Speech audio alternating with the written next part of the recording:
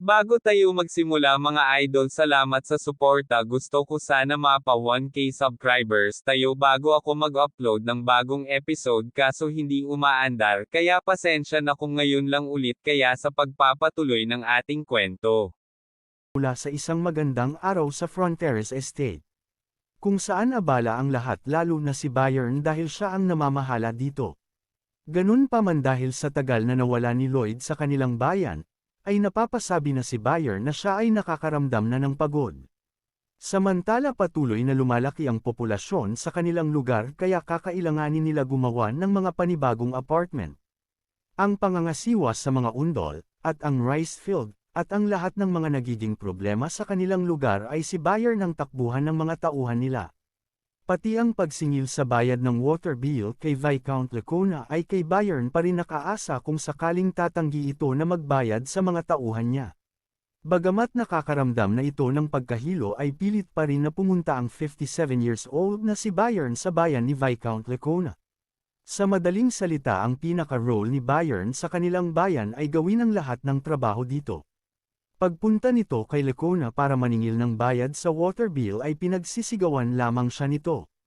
Pero si Byron ay tila wala sa sarili para makipag-usap. Kaya imbes na makipagsagutan pa sa Bisconde ay may dinukot na lamang ito mula sa kanyang damit. Kung saan meron itong nakatagong isang construction guideline na galing kay Lloyd at nang sadyang sinira niya ito ay lumabas ang naka 3D na hologram na mukha ng ating bida na galit na galit. Nanginig naman sa takot ang Bisconde na tila hinimatay pa at sinabi na magbabayad na siya ng kanilang bills. Kaya naman dahil dito si Byron ay napapadasal na lang na sana ay mapabilis na ang pagbalik ni Lloyd. Habang naglalakbay pabalik sa bayan nila ay naiisip ni Byron na, kahit gaano pa kalaki ang pinapasahod sa kanya ni Lloyd ay talagang sobrang nahihirapan na ito sa dami ng kanyang trabaho. Nang biglang may narinig ito na sumisigaw na nagbalik na ang kanilang Master Lloyd. Kaya mabilis itong nagtungo doon para salubungin si Lloyd. Nang makita nito si Lloyd ay agad naman na nagmamadali na tumakbo palapit si Byron at sinabi na matagal niyang hinihintay si Lloyd. At agad na lumuhod ito at sinabi na, sana ay pakinggan ni Lloyd ang kanyang una at huling request. At sinabi nito na, siya ay pagod na at gusto na nito na mag-quit sa trabaho. Pero si Lloyd ay sinabi na wag, at tinanong niya ito kung magkano pa ba ang gusto na idagdag ni Lloyd sa kanyang sahod. Umiiyak na sinabi ni Byron na, meron na siyang sapat na pera, at kahit pabigyan ito ni Lloyd ng milyon ang katawan naman niya ay di na kayang magtrabaho. Kaya patuloy pa rin itong nakikiusap na payagan na ito na mag-quit sa trabaho. Pero tila nalungkot si Lloyd at nagpatuloy sa paglakad. At nang makalagpas kay Byron ay sinabi ni Lloyd na, mula ngayon ay magiging 3 billion na ang magiging annual salary nito. Sisigaw pa sana si Byron na hindi ito patungkol sa pera. Pero bigla nitong napagtanto ang halaga ng pera na sinabi ni Lloyd. Kaya sinabi nito na, ibibigay niya ang lahat ng makakaya niya para sa kanyang trabaho. Samantala nakita ni Lloyd ang iba pang villager at mga magulang nito na sumalubong sa kanya. Kaya napangiti ito at naisip na ang lugar na ito ay tuluyan ng napalapit sa kanyang puso dahil ito na rin ang nagsilbing tahanan niya. Samantala, habang nakahiga pa rin ang tamad na Dragon King ay sinabi nito na, kung ako ay gigisingin mo tuwing umaga para tawagan ang aking asawa. At kung sakali nga na ginawa ko yan, tingin mo ba makakabawi na ako sa kanya sa hindi ko pagtawag sa kanya sa loob ng isang buwan? Siyempre hindi, sagot ni Lloyd. Niloloko mo ba ako? Pinagkatiwalaan pa naman kita, hindi natin susubukan na pagtakpan ang pagkakamali mo. Sa halip magsisimula ulit tayo at araw-araw mo siyang tatawagan ng walang palya hanggang sa kanyang pagbalik mula sa bakasyon at kailangan na maipakita mo ang pagbabago at ikaw ngayon ay masipag na. Napangiti naman ang Dragon King at pagkatapos ay biglang humilik. Pero si Lloyd ay sinabi na paano naman ang Dragon King membership? Nanginginig-nginig pa ang kamay ni Vercus na may hawak na magic pen habang tinatawag si Lloyd. At kanyang iginuhit sa may bandang likod ng leeg ni Lloyd ang bonus life at sinabi ni Vercus na siya ay ganap ng miyembro ng Dragon King Club. Sabay tulog ulit. Matapos nun ay lumabas na sila ni Javier, habang si Lloyd ay tila nakahinga na ng maluwag at sinabi na sa wakas ay natapos din. Napatanong naman si Javier kung ano yung tapos na sinasabi ni Lloyd. Kaya mayabang na sinabi ni Lloyd na, ako na ang pinakamayamang tao sa Lore Asia continent at si Sir Bayer naman ang bahala sa lahat ng magiging problema sa ating bayan. Tapos meron pa akong isang bodyguard na Grandmaster, may backup pang Dragon King higit sa lahat ay may dalawa na akong buhay. Ngayon ay wala nang makakatalo sa akin, kaya sino pa ang magiging hadlang sa inaasam-asam kong komportableng pamumuhay ng walang ginagawa. Matapos nun ay nagsalita si Javier at nagpasalamat ito kay Lloyd. Nagtaka naman si Lloyd kung bakit ito nagpapasalamat sa kanya. Sinabi ni Javier na marami siyang mga narinig sa bayan kanina lang. Sinabi nito na, ang dalawang anak ni Sir Bayern ay ipinadala sa Kapitolyo para doon mag-aral, dahil dati ay abala ang mga ito sa paghahanap ng makakain kaya walang panahon para mag-aral. Narinig din nito na si Officer Greg ay isang talented sa mga machine at ngayon mas marami na itong oras para gawin ang talagang hilig nito. At halos lahat ng tao sa bayan na ito ay nagagawa na ang lahat ng kanilang mga pinapangarap. Samantalang dati nung naghihirap pa yung bayan na ito lahat ay iisa lang ang pangarap. Yun ay ang hindi sila mamatay sa gutom. At ikaw Suho Kim ang nagbigay sa mga taong ito ng pag-asa sa kanilang mga pangarap. Matapos noon ay tinanong ni Lloyd si Javier kung ano na ang tingin nito sa kanya. Dahil siya ang kumuha ng katawan ng kanyang tunay na Master Lloyd. Pero sinabi ni Javier na sobrang nagpapasalamat ito na napunta si Suho Kim sa mundong ito. Tila nagulat sa narinig si Lloyd. Pero maya-maya pa ay tila nasusuka naman ang dalawa. Samantala bigla naman nag-notify ang messenger kay Lloyd, kung saan ay sabik si Lloyd na makita ito dahil gusto niya malaman kung bumalik na ang mga DP na nawala sa kanya, pero kabaliktaran ang nangyari dahil imbes na tumaas ay nagsimula ulit itong mabawasan. Kaya nabigla ang ating bida. Hanggang sa tuloy-tuloy na ang pagbagsak ng DP nito dahil doon ay mas lalong naalarma ang ating bida. Di na makapaniwala si Lloyd sa kanyang nakikita dahil sa nasimot ang lahat ng DP nito na ang ibig sabihin ay ang lahat ng tao sa mundong ito ay mamamatay. Samantala habang nagkakaroon ng kasiyahan ang mga villager, ay kinausap ni Count Fronteras si Javier dahil hinahanap nito si Lloyd at tinatanong kung nasaan ito. Pero hindi makasagot si Javier. At naalala ang nangyari kanina, kung saan tinanong niya si Lloyd kung anong nangyayari. Pero mabilis na umalis si Lloyd at sinabi na, mayroon siyang naalala na urgent na gagawin at wag itong susundan ni Javier. Sinabi ni Javier na ang homecoming party para kay Lloyd ay magsisimula na.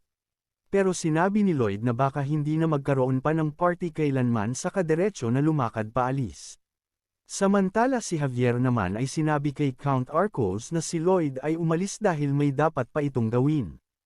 Habang si Lloyd ay mabilis na nagpunta sa isang bundok. Habang si Javier ay patuloy na nagpapaliwanag kay Count Arcos, na tila di naman ito maintindihan ng Count. Habang si Lloyd ay nasa malayo. Dito ay ginamit niya ang ending spoiler para masaksihan nito kung ano ang maaaring maging ending ng scene sa kwento na ito. At pagkatapos ay mabilis nitong pinindot ang yes kaya biglang dumilim ang paligid nito. Pagkatapos ay may tumawag sa kanyang pangalan. Paglingon niya ay nakita niya ang kanyang sarili, at sinasabi nito na dapat mo itong makita ngayon na, pero huwag ka mag-alala dahil hindi naman ito ang actual na mangyayari sa hinaharap. Ito ay isang bagay lang na pwede mangyari kung hindi mo papanoorin ang spoiler na ito hanggang dulo. Pero kung hindi ka rin naman kikilos pagkatapos mo na makita ang spoiler malamang ay ganito nga talaga ang mangyayari. Sa araw na nakita mong maging 0 ang DP mo bago ang araw na yun, lahat ay napakapayapa at walang nangyayari. Pero sa palagay ko paglipas ng 3 taon, matapos nun ay naputol ang sinasabi ng Lloyd sa spoiler at biglang nagkaroon ng malakas na hangin. At tila nalipat ang ating bida sa ibang bahagi ng spoiler kung saan nakita nito si Count Arcos at si Countess Marbella na masaya na nagkakabayo. Sinabi ni Lloyd na ang ginagawa ng mag-asawa ay tila normal lang na pangangabayo dahil madalas naman nila ito gawin. Hanggang sa may biglang tumawid na squirrel kung saan nagwala ang kabayo na sinasakyan ni Count Arcos, na dahilan ng pagkabagsak nito. Bagamat ito'y isang spoiler lamang di pa rin maiwasan ni Lloyd na mag-alala. At nasabi sa sarili kung ano ibig sabihin nun.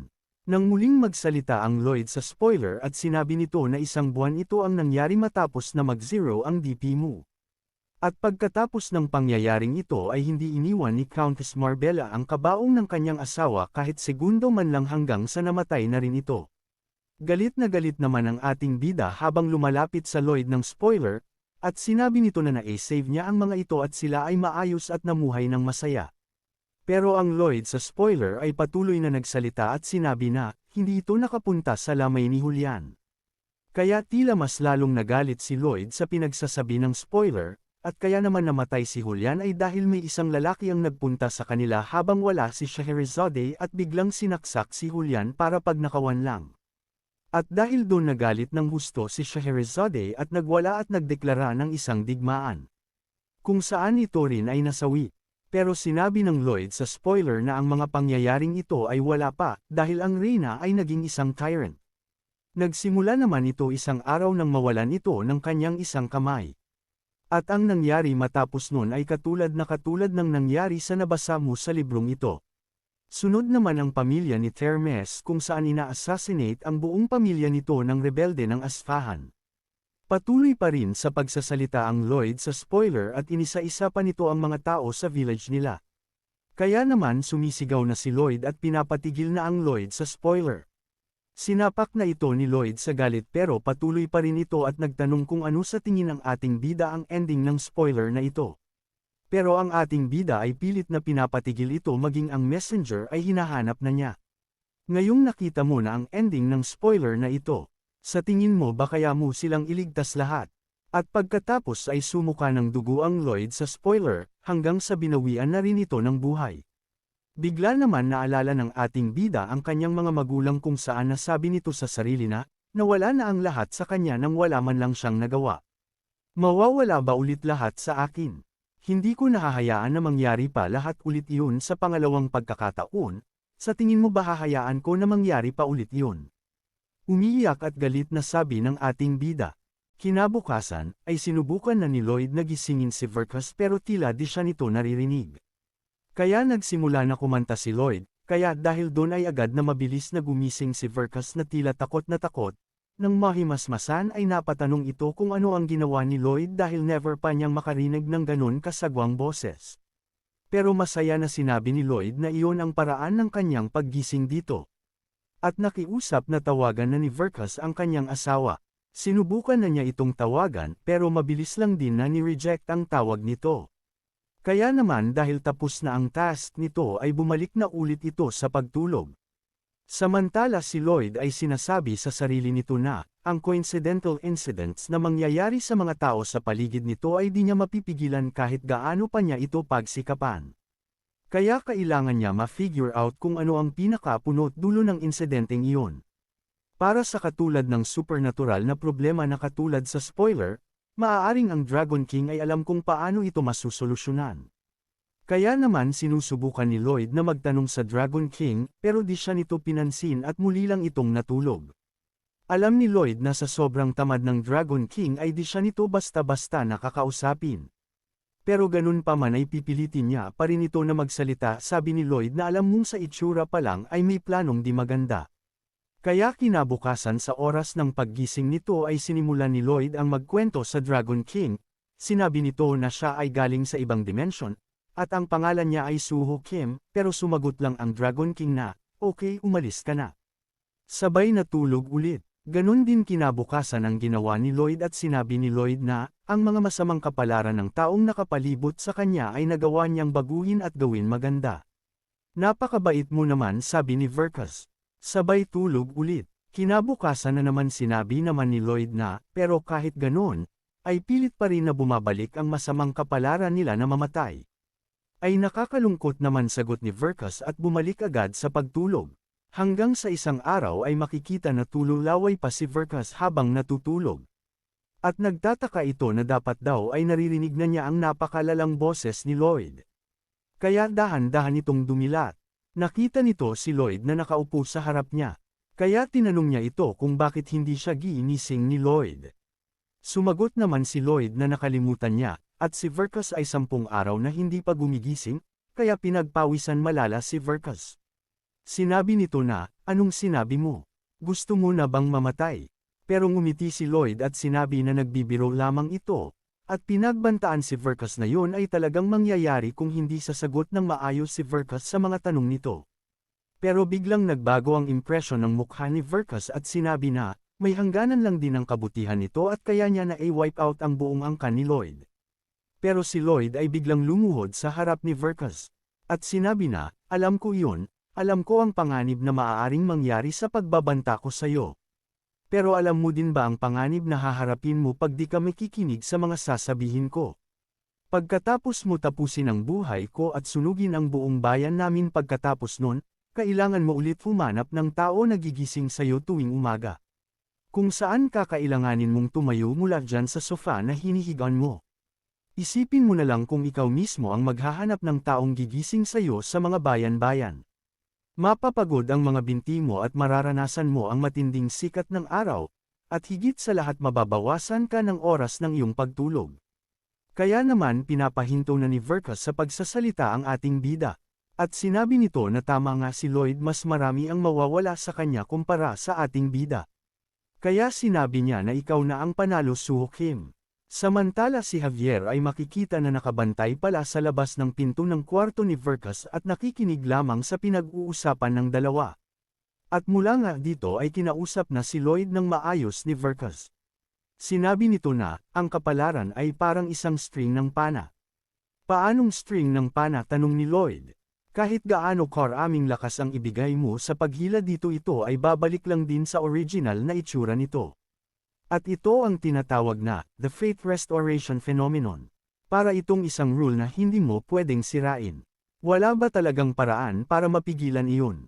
Tanong ni Lloyd, hindi mo ba naiintindihan ang salitang hindi pwede? Sagot naman ni Verkus, kahit ako o ang King of Hell ay walang magagawa doon. Paano kung may nakatagong option? May paraan ba para makita yon? Tila namangha naman si Verkus sa ipinapakitang pagpapahalaga ni Lloyd sa mga tao sa mundong ito. Dahil si Lloyd ay talaga persegido na mailigtas ang lahat ng tao dito. Patuloy na humahanga si Verkus sa mga sinasabi ni Lloyd. Kaya dahil doon ay sinabi niya, ang Truth Jewel. Ito ay isang legendary gem na maaaring makatulong para sagutin ang lahat ng katanungan. At baka ito rin ang bagay na makakatulong sa ating bida. Sa tanong nito kung paano makokontra ang kapalaran ng isang tao. Kaya napatayo si Lloyd. Pero may isang tanong pa sana ito, kaso sinabi ni Verkus na wag na niya ito itanong. At sinabi nito na ang Truth Jewel ay makikita sa Mermaid Kingdom. At doon ay nagpasalamat si Lloyd at sinabi na ang mga skeleton worker na niya ang bahala na gumising kay Verkus tuwing umaga. At mabilis itong lumabas ng kwarto at sinabi nito kay Javier na maghanda at sila ay pupunta sa Mermaid Kingdom.